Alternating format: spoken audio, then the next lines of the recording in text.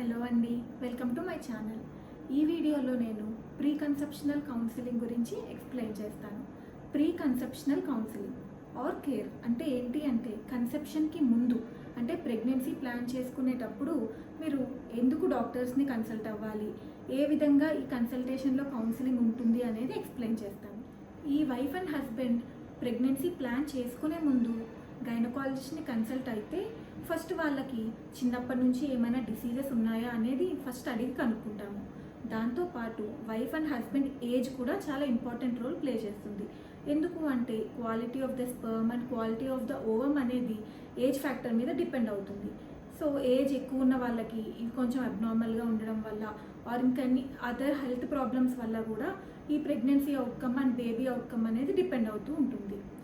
So wife and husband first మా దగ్గరకు వచ్చి కన్సల్ట్ అయినప్పుడు హిస్టరీ తీసుకొని చిన్నప్పటి నుంచి ఏమైనా డిసీజెస్ ఉన్నాయా, అవి ఒకవేళ ఏమైనా డిసీజెస్ ఉంటే దానికి తగ్గ ట్రీట్మెంట్ తీసుకుంటున్నారా లేదా, ఒకవేళ ట్రీట్మెంట్ తీసుకున్నా కూడా అవి కంట్రోల్లో ఉన్నాయా లేదా అనే వాటిపై ఫస్ట్ మొత్తం హిస్టరీ అనేది తీసుకుంటాం. హిస్టరీ తీసుకున్న తర్వాత వీళ్ళని లో రిస్క్ హై రిస్క్ అనే వాటిపై డివైడ్ చేస్తాం. ఈ లో రిస్క్ అంటే వాళ్ళకి ఏ డిసీజెస్ లేనప్పుడు ఆర్ మేము ఫస్ట్ కన్సల్ట్ అయినాక కొన్ని బేసిక్ ఇన్వెస్టిగేషన్స్ లైక్ సిబిపి అని, థైరాయిడ్ అని, షుగర్ వాల్యూస్ ఇవన్నీ చేస్తాం.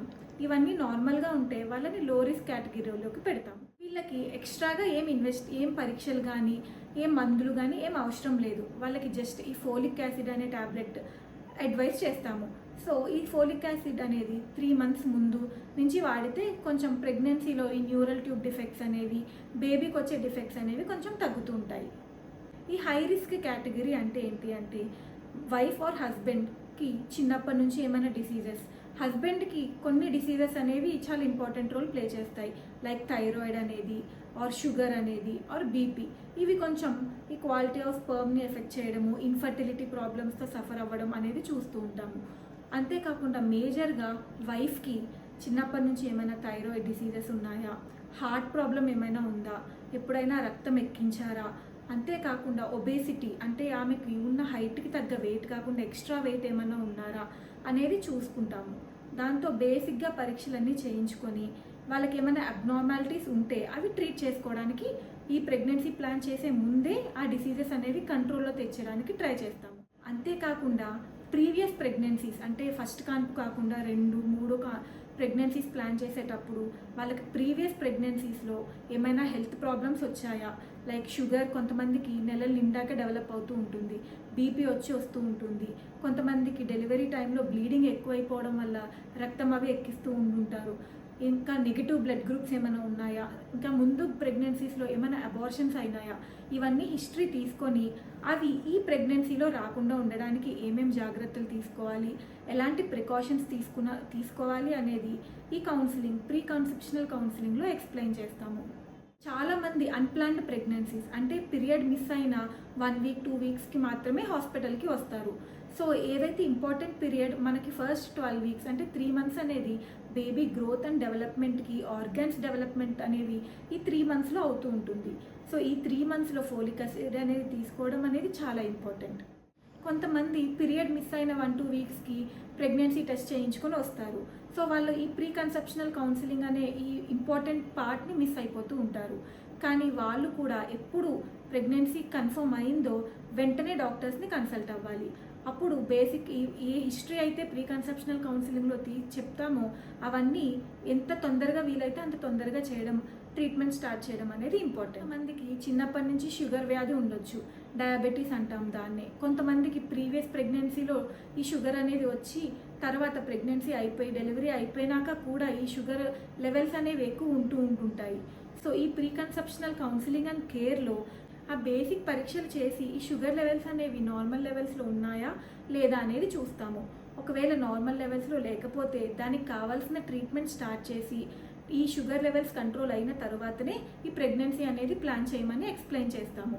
ఎందుకంటే ఈ మొదటి 3 నెలల్లో ఎప్పుడైతే బేబీ డెవలప్మెంట్, ఆర్గన్స్ డెవలప్మెంట్ అవుతూ ఉంటాయో అప్పుడు ఒకవేళ షుగర్ లెవెల్స్ అనేవి ఎక్కువ ఉండుంటే బేబీ బ్రెయిన్ డెవలప్మెంట్ కానీ, హార్ట్ ప్రాబ్లమ్స్ రావడం కానీ, స్పైన్ ప్రాబ్లమ్స్ రావడం అనే చాలా ప్రాబ్లమ్స్ అనేవి చూస్తూ ఉంటాము.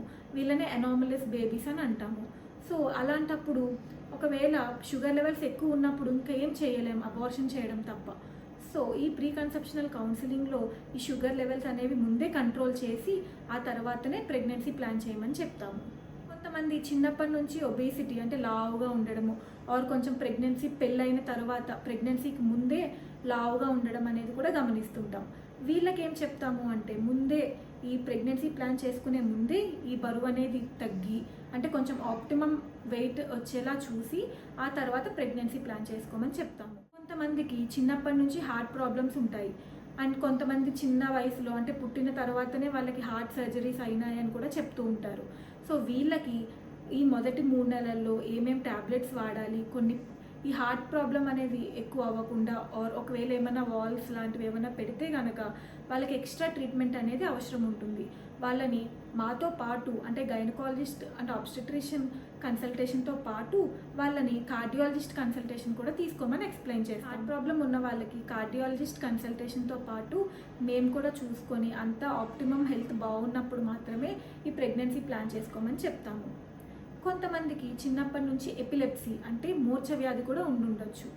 వాళ్ళు ట్రీట్మెంట్ కొన్నిసార్లు తీసుకుంటూ ఉంటారు. కొంతమంది ఇలానే ఈ ఎపిసోడ్ అంటే ఈ మూర్ఛ వ్యాధి అనేది తగ్గిపోయింది కదా అని ట్యాబ్లెట్స్ ఆపేస్తూ ఉంటారు.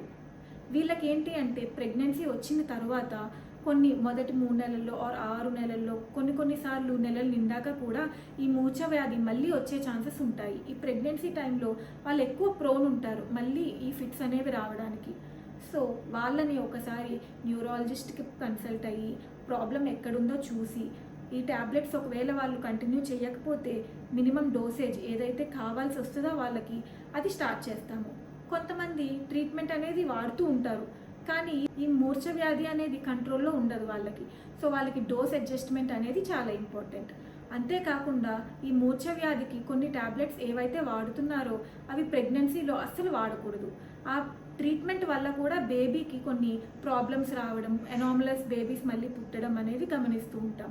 సో వీళ్ళకి ఆ ట్యాబ్లెట్స్ మార్చి ఏవైతే ప్రెగ్నెన్సీలో వాడినా బేబీకి ప్రాబ్లం రాదో అలాంటి ట్యాబ్లెట్స్కి మార్చి ప్రెగ్నెన్సీని ప్లాన్ చేసుకోమని ఎక్స్ప్లెయిన్ చేస్తాం. ఇలా ఏ ప్రెగ్నెన్సీ ప్లాన్ చేసుకునే ముందే ఇలాంటి బీపీ, షుగర్, థైరాయిడ్, మూర్ఛ వ్యాధి, హార్ట్ ప్రాబ్లం అండ్ రక్తహీనత ఇలాంటి ప్రాబ్లమ్స్ ఏవైతే ఉన్నాయో అవన్నీ కరెక్ట్ చేసి కావాల్సిన ట్రీట్మెంట్ స్టార్ట్ చేసిన తర్వాత ప్రెగ్నెన్సీ ప్లాన్ చేసుకుంటే మనం మదర్ అండ్ బేబీకి హెల్త్కి కానీ ప్రెగ్నెన్సీ టైంలో కానీ భయపడాల్సిన అవసరం అయితే ఉండదు. అండ్ వీళ్ళకి డిసీజ్ బట్టి కొన్ని ఎక్స్ట్రా ఇన్వెస్టిగేషన్స్ అనేవి చేయడము, ముందు జాగ్రత్తలు ముందే ఎక్స్ప్లెయిన్ చేసి వాళ్ళకి ఇలాంటి ప్రాబ్లమ్స్ వస్తే వెంటనే కన్సల్ట్ అవ్వాలి అని ఎక్స్ప్లెయిన్ చేయడం అనేది ఈ ప్రీ కన్సెప్షనల్ కౌన్సిలింగ్లో ఇంక్లూడ్ అవుతుంది. అంతేకాకుండా కొంతమంది ఇమ్యునైజేషన్ అంటే ఎండమిక్ ఏరియాస్లో ఉంటారు లైక్ మలేరియా అని అలా. సో వాళ్ళకి ప్రెగ్నెన్సీకి ముందే కొన్ని వ్యాక్సిన్స్ ఇవ్వడం ద్వారా వాళ్ళకి ఆ డిసీజ్ ప్రెగ్నెన్సీలో రాకుండా ఉండడానికి చూస్తూ ఉంటాం. కొంతమంది ట్రావెల్ చేస్తూ ఉంటారు లైక్ ఒక ఏరియా నుంచి ఇంకో ఏరియాకి వెళ్తూ ఉంటారు. ఆ ఏరియాలో కొన్ని డిసీజెస్ అనేవి ఎండమిక్గా ఉంటుంటాయి. సో వాళ్ళకి ముందే ట్రీట్మెంట్ ఇవ్వడము, వ్యాక్సినేషన్ చేయడం ద్వారా వాళ్ళకి ప్రెగ్నెన్సీలో ఆ డిసీజెస్ రాకుండా ఉండొచ్చు. అండ్ కొంతమంది ఈ రుబెల్లా వ్యాక్సిన్ అని, మమ్స్ వ్యాక్సిన్ అని కొన్ని తీసుకుంటూ ఉంటారు బయట కన్సల్టేషన్స్తో. ఈ వ్యాక్సిన్స్ తీసుకున్న తరువాత ప్రెగ్నెన్సీ అస్సలు ప్లాన్ చేసుకోకూడదు. ఒకవేళ ఈ తీసుకున్న వితిన్ 1-2 మంత్స్లో ప్రెగ్నెన్సీ వస్తే కనుక బేబీకి మళ్ళీ ప్రాబ్లం ఉండే ఛాన్సెస్ ఎక్కువ ఉంటాయి. సో వాళ్ళకి ఈ వ్యాక్సిన్ తీసుకున్న తర్వాత ప్రెగ్నెన్సీ ప్లాన్ చేయకూడదు అని వాళ్ళకి ఎప్పుడు ప్లాన్ చేయాలి అనేది ఎక్స్ప్లెయిన్ చేస్తాం. ఈ ప్రీ కన్సెప్షనల్ కౌన్సిలింగ్ అనేది ప్రతి ప్రెగ్నెన్సీకి చాలా ఇంపార్టెంట్. సో ఒకవేళ మీరు ప్రెగ్నెన్సీ ప్లాన్ చేస్తుంటే వెంటనే డాక్టర్స్ని కన్సల్ట్ అయ్యి బేసిక్ ఇన్వెస్టిగేషన్స్ తీసుకోండి.